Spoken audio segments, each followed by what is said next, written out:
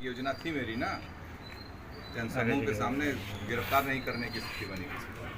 करते क्या, मैं डर जाऊंगा? लोकतंत्र है, लोकतंत्र में अपनी बात बाकी से रखना है। ये हम लोग कभी इसके लिए डरते उड़ते नहीं किसी से।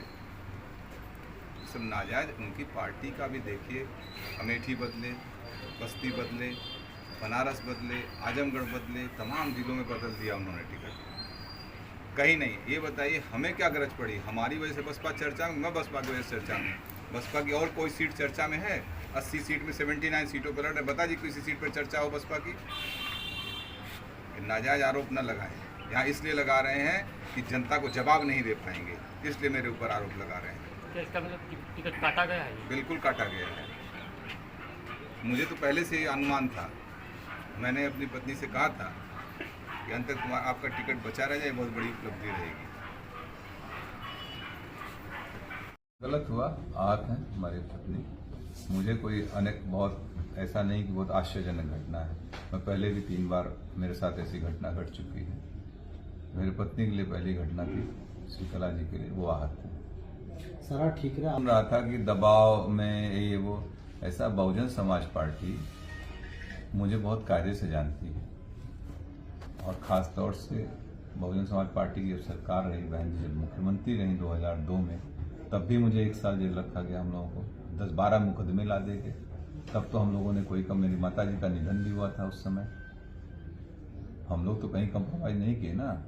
तो बसपा, कम से कम बसपा के लोग जो बोल रहे हैं खरवाल, हमको लगता है नए आए, उन्हें जानकारी नहीं है, इस तरीके की भाषा बोल रहे हैं। ठीक है, अपने पार्टी को डिफेंड करना बहुत से और भी तरीके, लेकिन दूसरे को डिफेम मत करिए। फिर 2007 से लेकर 12 में सरकार रही, उस समय हमारी सरकार से हुए वैचारिक मतभेद रहे। आपने देखा हमारे ऊपर मुकदमे लाकर मुझे बंद किया गया इसी जौनपुर जेल में 2012 के चुनाव से पहले। ये कह दिया गया कि धनंजय सिंह ने माफी मांग ली।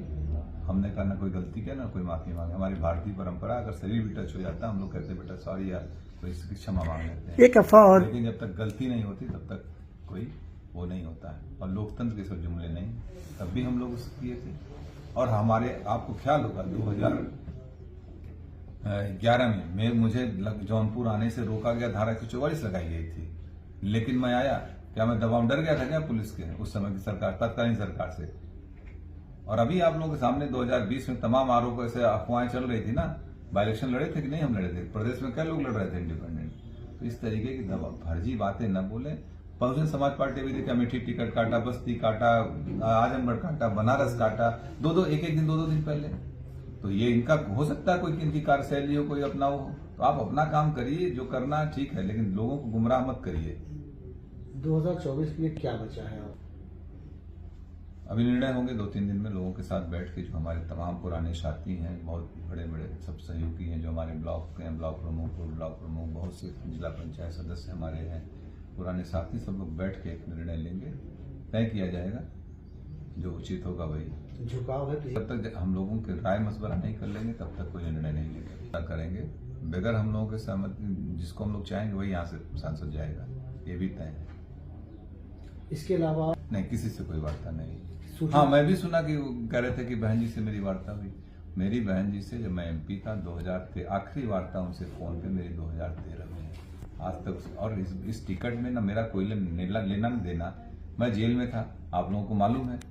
पत्नी को अप्रोच करके उन लोगों ने टिकट दिया, वार्ता उनसे हुई, और आरोप हमारे ऊपर लगा रहे हो। इसका मतलब कुछ पहले से ही मनगढ़ंत कहानी रही होगी, ताकि मुझे टो कर दो, मुझे डिफेम करने की बात है।